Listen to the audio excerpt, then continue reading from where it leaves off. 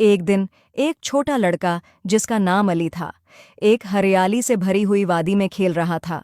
खेलते खेलते उसे जमीन में धंसा हुआ एक पुराना खजाने का संदूक नजर आया। लड़के की आंखों में हैरत थी।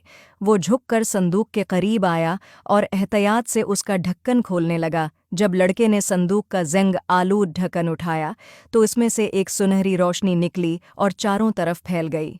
लड़का हैरत और तजस्सुस से भर गया और उसकी आंखों में हैरत की चमक थी।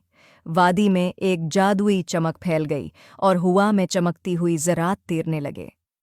खजाने के संदूक की रोशनी में डूबते ही लड़का एक खूबसूरत जादुई गांव में पहुंच गया। इस गांव में रंग बरंगे घर थे और गलियों में हर तरफ खुशबू फैली हुई थी। लड़के की आंखों में हैरानी और मसरत की झलक थी। इसके अर्धगिर्द मिट्टी के बर्तन हुआ में तैर रहे थे और जादुई चराग उसे रोशनी दिखा रहे थे। लड़का गांव के चौक में पहुंचा, जहां उसे बोलते हुए जानवर नजर आए।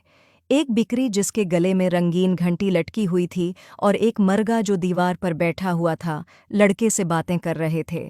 लड़के के चेहरे पर हैरत और खुशी की मिली जली कैफियत थी और उसके होंठों पर मुस्कुराहट फैल गई।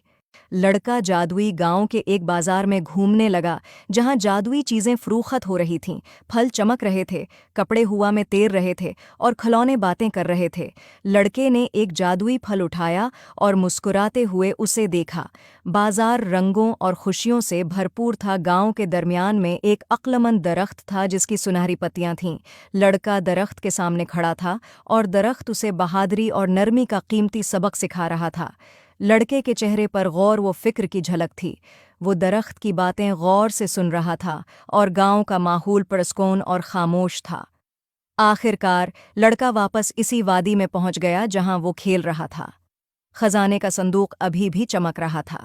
लड़के के चेहरे पर इत्मीनान और सुकून था, क्योंकि उसने जो सबक सीखा था वो इसकी जिंदगी का हिस्सा बन चुका था। वो आहिस्ता से संदूक बंद करता है और उफ़क़ की तरफ देखकर मुस्कुराता है।